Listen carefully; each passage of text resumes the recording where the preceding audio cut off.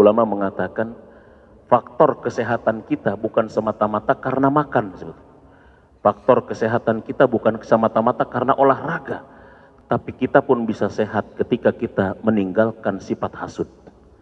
Tarkul hasad fabakiyal jasad, kata ulama begitu.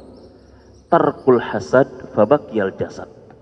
Tinggalkan penyakit hasud, maka engkau akan sehat, maka tubuhmu akan kuat. Jadi kalau ada orang makannya bergizi, olahraganya teratur, tapi masih sakit-sakitan, jangan-jangan yang bermasalah adalah bukan dengan pola makan, bukan pola olahraganya, tapi pola rasanya.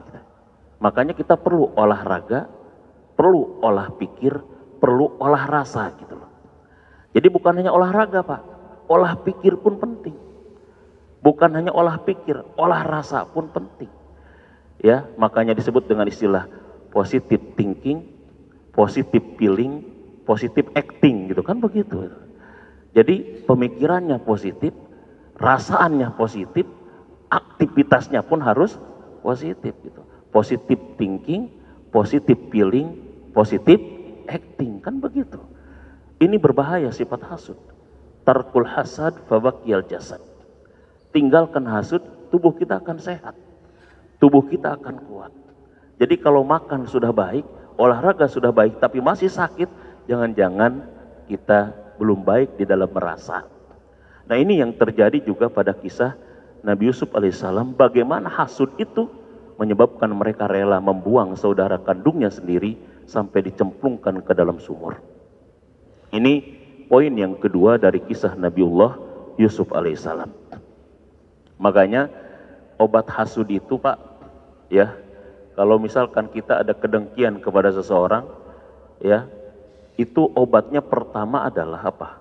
Pertama obatnya adalah doakan orang itu. Orang yang kita dengki, orang yang kita hasud itu doakan kebaikan. Misalkan si A dengki dengan si B, doain. Ya Allah, mudah-mudahan si B itu sukses, bahagia keluarganya, masuk surga tanpa hisab. Kan pertama itu. Jadi dengan kita mendoakan dia, sebetulnya sifat hasud yang ada di dalam diri kita itu akan terkikis.